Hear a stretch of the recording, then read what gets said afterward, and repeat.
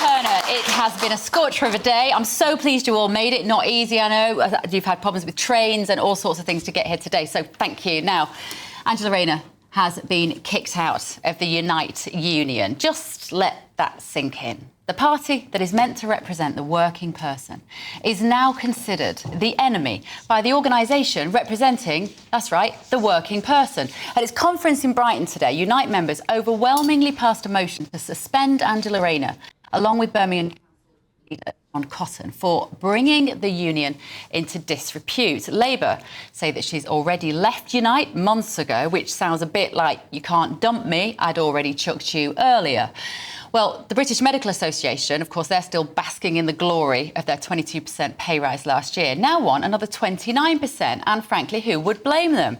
Is Labour able to find a magic money tree whenever the unions ask for it?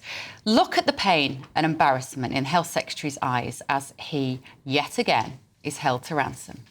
So I say to them even now, the offer to meet remains open. The need for these strikes does not exist. Work with us rather than against us, not least because resident doctors know, as well as everyone else, the NHS is hanging by a thread and they're threatening to pull it. So, pensioners, farmers, kids with special needs, motorists, every day, Labour seem to be adding to the list of people who they are upsetting. Are they running out of allies? Matthew Torbett, let me come to you first.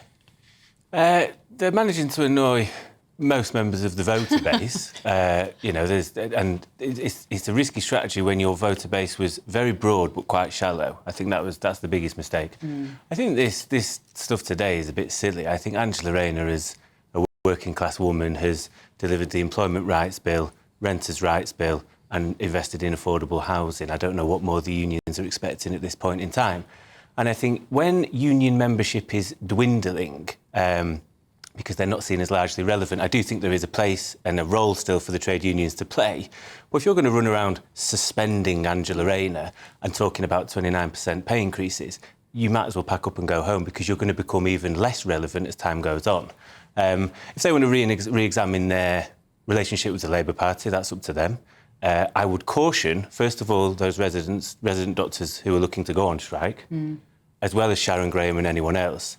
Tell me where you'll find a more pro-worker government, even under this current Labour Party. I don't think Reform are going to do you any favours as pro-workers. I certainly don't think the Conservatives will either. So they might want to be careful about where they're going to put their money. If they want to go and help Jeremy Corbyn and Zara Sultana, they're obviously more than welcome to. They're not going to form the next government. The symbolism, Esther, though, of the union saying we don't want Angela Rayner on board is pretty profound, isn't it? Well, it's the reason that they gave, which is probably even more profound. So they said that her government, she's been part of a government that's been peddling lies about the bin strikers in Birmingham.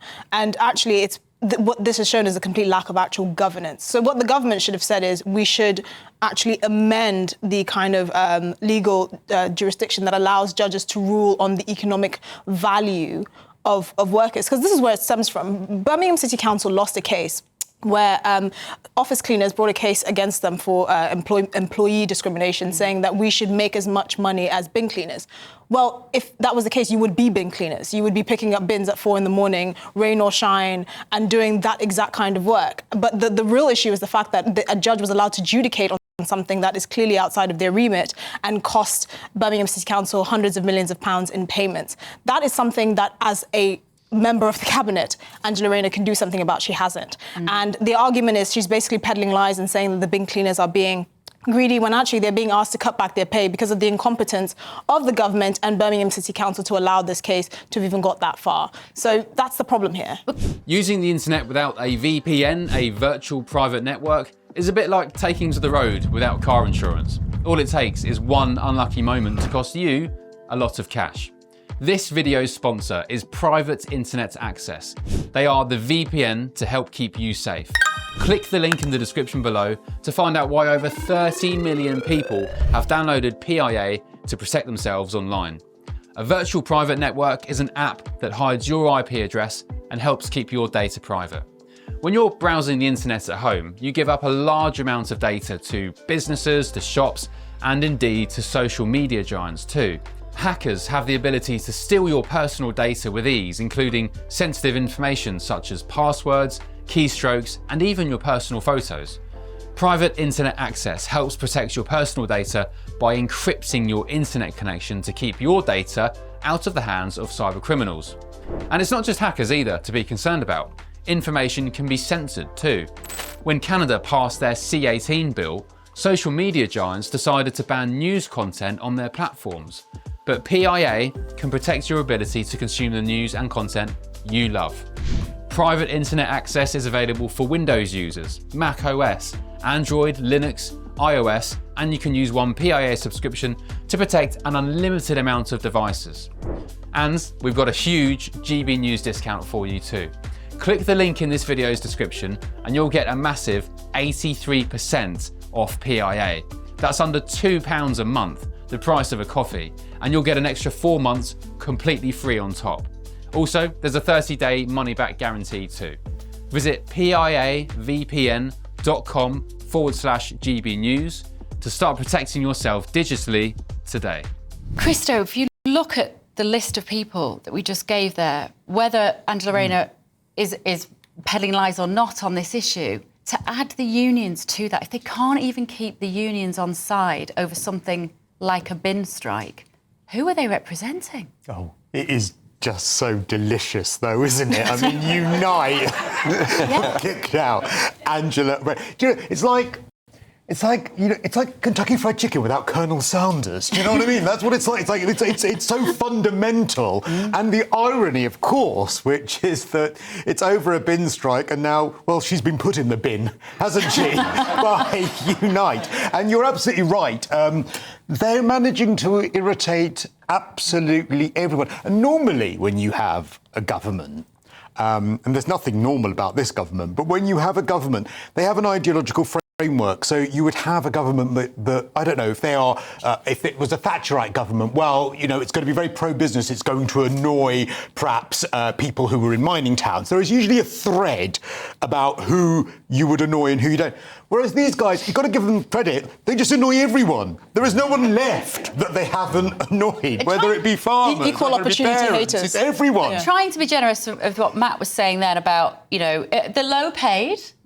They've increased minimum wage. That may be good, Adam, but not so good if you're then the boss paying the wages. And increased unemployment as a result. Everyone deserves fair pay, and we'll want to pay our workers as much as we can. But businesses have got to find that. And what this government doesn't realise is they keep putting further burdens on small businesses like myself. I've got a pub. Where do I find that extra £300 a week to pay staff? What's happened since the budget is I've cut shifts or I've let people go and I've had to put my prices up because they've added £30,000 to my costs for 1 year. It's unsustainable. So it's fine representing workers, but soon there won't be many businesses that can afford to have workers. And that's what this Labour government is doing. We were told that Labour were going to stabilise the workforce. We were told that all these strikes were going to end. Yet we're seeing strikes across the board in multiple sectors. We've got Birmingham that looks like a third world country. Rats. Actually, sorry, you've just insulted a few third world countries there, I'm afraid. I'm sorry. We've got rats the size of cats in Birmingham because of this bin strike. They're taking us back to the 1970s. A doctor's strike. People are going to die. These doctors are putting money over lives. They've had 29%, I think, over the last 3 years. There's some people I know in different sectors that are earning less than they was 10, 15 years ago. They're not going on strike. They're providing for their families. If you're going to be a doctor, save lives, don't put money first. I will say this. Wes Streeting raised a really valid point, which is you have to choose between your gold-plated pension, public pension, which is in many cases actually double what many private pensions are, or you have to stick with what you've got in terms of this pay rise. And I think that's a balance that most of the public never get to hear. Politicians are never dishonest, and I can't believe I'm defending Wes Streeting. But it's the truth. At the end of the day, a lot of these doctors, as unsatisfied as they may be about their pay, they live in a global marketplace where being a healthcare professional is highly valued. And I'm not saying they should all run off to Australia or whatever, but they knew what they were going to be earning when they entered this profession. Have there been policy failures with regards to recruiting doctors, training our own doctors? Of course there have been, but you can't also forget the fact that you have a very, very good pension that you're going to be getting at the end of your career. So you have to make a choice because the public purse is not infinite. And I'm sorry, economic growth has ground to a halt.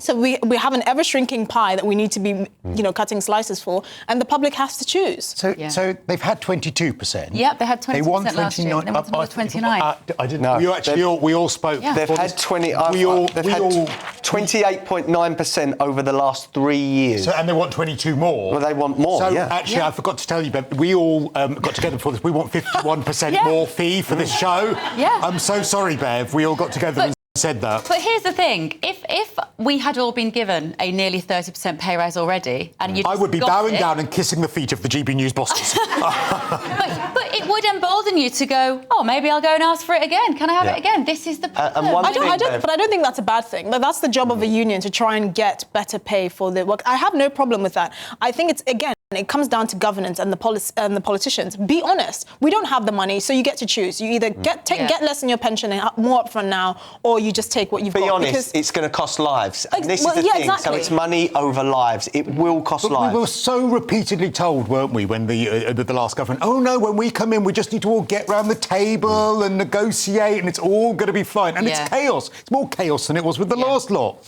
Right, thank you. Good start, guys.